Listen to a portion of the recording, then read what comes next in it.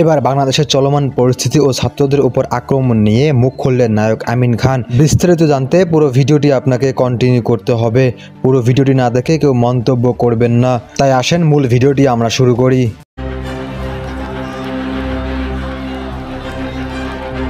বর্তমান সময়ে কোটা সংস্কার আন্দোলন ও চলমান পরিস্থিতিকে নিয়ে বেশ তোলপাড় সৃষ্টি হয়েছে পুরো বাংলাদেশের মধ্যে। তবে এই আন্দোলনের মধ্যে ছাত্রদের পক্ষ নিয়ে মিডিয়া জগতের অনেককেই আমরা দেখতে পেয়েছি এই আন্দোলনে সামিল হতে, যারা ছাত্রদের পক্ষ নিয়ে কথা বলেছেন। বর্তমান দেশের পরিস্থিতি মোটেও ভালো নয়, এটা আমরা সবাই জানি বা সবাই দেখতেছি।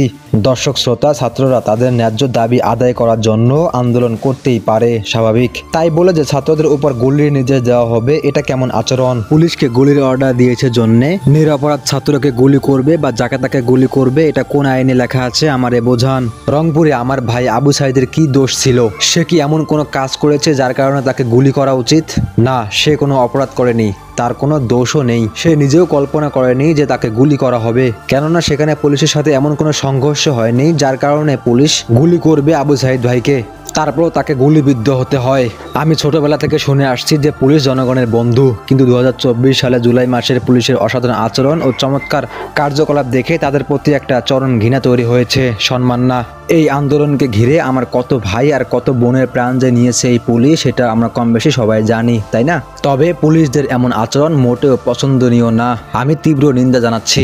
দর্শক শ্রোতা, আমি কষ্ট পাই তখনই যখন নেট অন করে ইউটিউবে ঢোকা মাত্রই দেখি আমার কোনো ভাই বা আমার কোনো বোনকে পুলিশ গ্রেপ্তার করছে, নয়তো লাঠি চার্জ করছেন।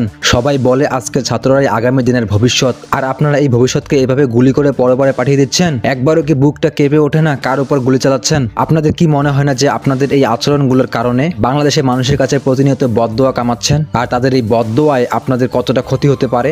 একবারও কি ভাবেন না? দেখেন, যে অন্যায় করে, আজে বাজে কাজ করে এবং অন্যায়ভাবে নিরপরাধ মানুষকে হত্যা করে, তাদের বিচার দুনিয়াতে না হলেও পরকালে অবশ্যই হবে।